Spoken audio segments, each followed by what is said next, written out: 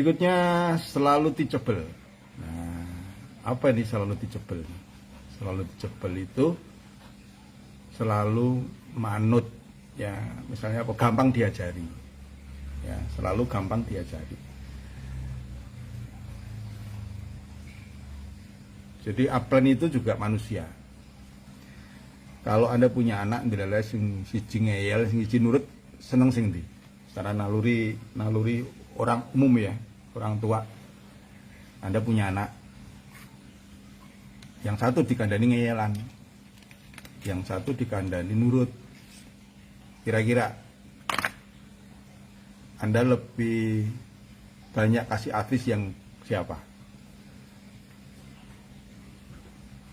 Nah, kalau Anda ingin mendapat banyak perhatian dari upline, ya sudah, teachable, ya, teachable. Nah, tapi kata-kata teachable ini jangan Anda jadikan senjata. Dumeh apa ya, bahasa Indonesianya apa? Dumeh, distributornya disuruh teachable, tapi Anda sebagai upline ngajarinya ngawur. Pokoknya kowe kudu nurut rohaku. Nak nurut rohaku berarti apa namanya, ora harus tak bantu.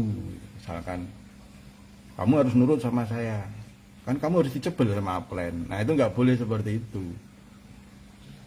ya.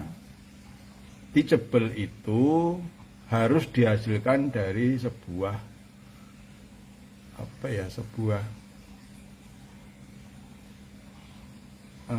sebuah kondisi di mana memang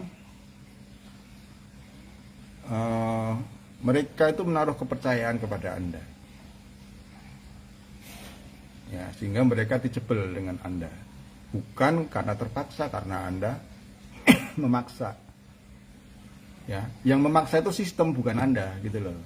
Yang memaksa orang itu teachable itu sistem, bukan Anda ngomong kamu harus teachable sama saya. Nggak seperti itu, ya, nggak seperti itu. Anda bukan atasan mereka, Anda bukan bosnya mereka, itu. Jadi kadang kan sering kebablasan itu, ya, ya. Jadi yang perlu dievaluasi itu orang teachable itu kan kalau nyaman, ya kan, nyaman dengan upline, nyaman. Nah, kalau udah nyaman dia akan teachable dengan sendirinya. Nah, Anda sebagai seorang upline itu ya berpikirnya gimana ya caranya agar dolen saya itu nyaman dengan saya. Jangan merasa mereka datang karena terpaksa, mereka datang karena takut. Kalau bisa itu mereka datang karena kangen sama Anda sebagai upline. Mereka datang ke rumah Anda karena apa ya, kayak sudah jadi sahabat, karena memang kangen, bukan karena Anda paksa untuk hadir di tempat Anda. Itu positioning upline itu seperti itu. Jadi jangan menyalahgunakan otoritas Anda sebagai upline untuk diteachable, gitu loh, untuk dituruti sama downline, gitu ya. Tapi harusnya dibalik, ya. Gimana ya caranya agar downline saya itu nurut sama saya, apa yang saya bisa berikan yang terbaik untuk downline saya, agar downline saya bisa teachable, gitu. Nah, itu baru namanya upline sing ngangenin, yang bikin nyaman. Itu jadilah upline yang membuat downline Anda itu kangen, membuat downline itu nyaman, ya. Sehingga dengan seperti itu Anda benar-benar bisa mengendalikan downline, bukan karena kepaksa, tapi karena memang Anda punya otoritas. Anda memang punya otoritas, bukan otoriter, tapi punya authority terhadap sikap pandangan mereka. Jadi itu. Nah, agar Anda bisa belajar tentang itu, ya sudah, ya. Kalau ketemu sama apa, ya udah dijebel aja, ya. Nah, Anda sebagai seorang downline, gitu kan, apa sih yang dimaksud teachable itu? Ya, teachable itu apa ya?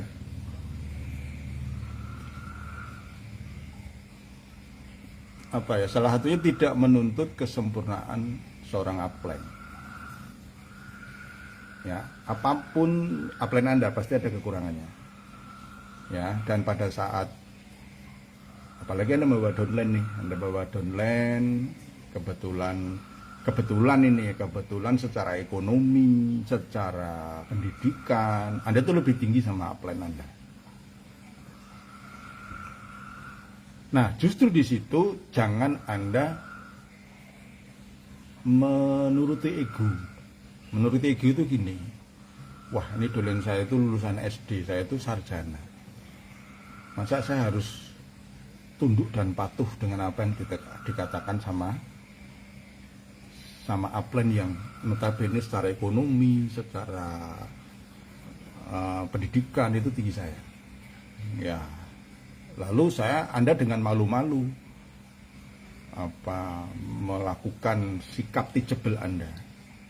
Justru pada saat posisi upline Anda itu pendidikannya lebih rendah daripada Anda, pengalamannya lebih teman. Justru ketika Anda itu menampilkan keteachabelan Anda, ikut apa kata upline, itu loh. Itu dahsyatnya luar biasa ketika dilihat oleh dolen-dolen Anda. Wah, upline gue sing dokter Andes we, upline gue sing insinyur we. Begitu hormat terhadap upline-nya, apa yang dikatakan upline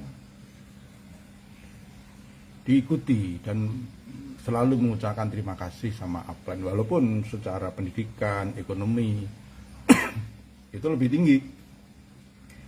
Nah, dunia terbalik itulah yang justru menguatkan duplikasi teachable itu. Nah, sebaliknya sebagai seorang upline, kalau downline-nya itu sudah melakukan seperti itu, ya jangan disalahgunakan. Tetap harus ada balik gitu kan. Anda harus balik, jangan malah kesombongan yang terjadi gitu kan. Ya. Harus dibalik. Anda juga harus melakukan edifikasi kepada downline Anda. Wah, itu saya bangga loh, Pak. Saya itu termasuk orang yang beruntung banget. Ya, kalau dilihat dari pendidikan, saya itu ya apa sih, lulusan SD aja, SMP aja nggak lulus. Aku beruntung banget punya leader seperti Bapak yang ya segala-galanya lah. Dari ini saya malah jujur harus berguru sama jenengan. Nah, lalu Anda ngomong sama downline teman-teman itu beruntung banget loh punya upline seperti beliau itu ya, dengan luar biasa beliau itu. Saya itu banyak loh belajar dari upline jenengan. Padahal upline itu dolen Anda, itu harus dikembalikan, jangan ditelan, malah jangan memanfaatkan edifikasi yang Anda dapatkan dari downline. Hati-hati.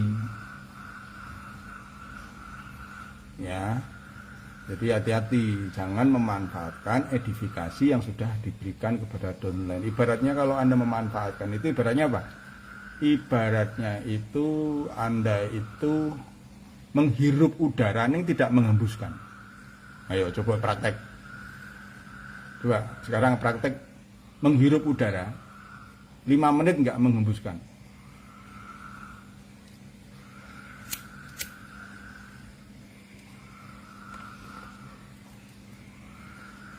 Kira-kira dodone sesek ora?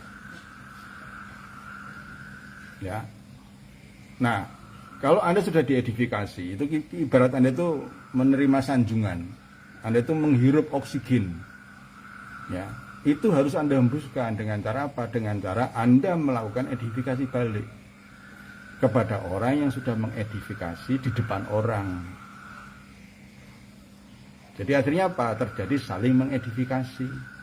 Akhirnya terjadi saling memberi penghargaan, akhirnya downline juga nyaman dengan kondisi seperti itu. Tapi yang namanya teachable itu, edifikasi itu harus dilakukan secara jangan terpaksa, jangan karena pamrih. Sampai Anda melakukan edifikasi itu karena kebiasaan. Jangan karena ini guru-guru sistem ya kudu ngedifikasi karo kowe gitu kan. Padahal koncone dhewe gitu kan. Asem iki guru-guru aku nglakuin sistem aku kudu edifikasi karo kowe ngene. Nah, itu namanya kepaksa. Kalau udah kepaksa, itu Anda yang tersiksa sendiri. Ya. Setiap kali ngedifikasi, setiap kali Anda tuh nyesek dodone. Karena apa? Merasa terpaksa mengedifikasi. Nggak tulus gitu loh. Nah, orang-orang seperti ini kan nggak bisa menikmati indahnya bisnis ini. Ya, jadi apa namanya? Jangan menjadikan yang namanya edifikasi itu sebuah senjata atau sesuatu yang terpaksa Anda lakukan. Ya, setiap upline itu punya kebiasaan yang baik, tapi juga ada kadang-kadang punya tindakan-tindakan yang kurang baik. Ya sudah, fokus kepada yang baik. Ya, angel, memang angel. Neng yo kudu dilatih. Harus dilatih sampai jadi kebiasaan. Kan ada orang yang kadang-kadang kita lihat tuh sini mau bersyukur, seneng, nggak pernah ngomongin orang negatifnya, nggak pernah begini. Ya semua proses itu juga angel. Termasuk saya juga susah kayak gitu. Ya, tapi kan harus belajar. Ya, harus belajar, harus dilatih gitu kan.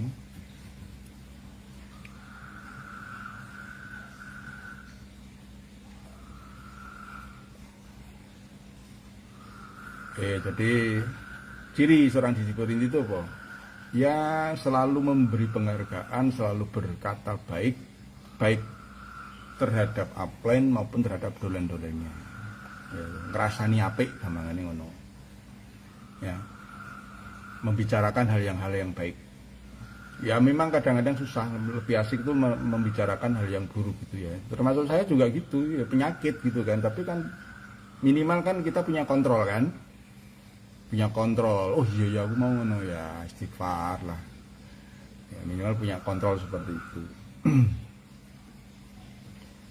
Karena memang bisnis ini ya dibangun dari kebiasaan-kebiasaan yang positif, yang diduplikasi. Karena bisnis ini kan bisnis duplikasi, yang positif diduplikasi 1/10, yang negatif diduplikasi 10 kali gitu loh. Karena apa? Sesuatu yang jelek mudah diduplikasi, sesuatu yang baik kadang-kadang susah diduplikasi. Nah, jadi maka untuk mengimbangi statistik itu ya sudah, ya wes gampangane ngene, ngrasani upline sepisan tapi ngomong edifikasi upline ping 10. Makanya gitu. 10 kali pengedifikasi, sekali ngerasani sing elek. Sekali aja, tapi perbandingannya adalah 1/10 gitu ya.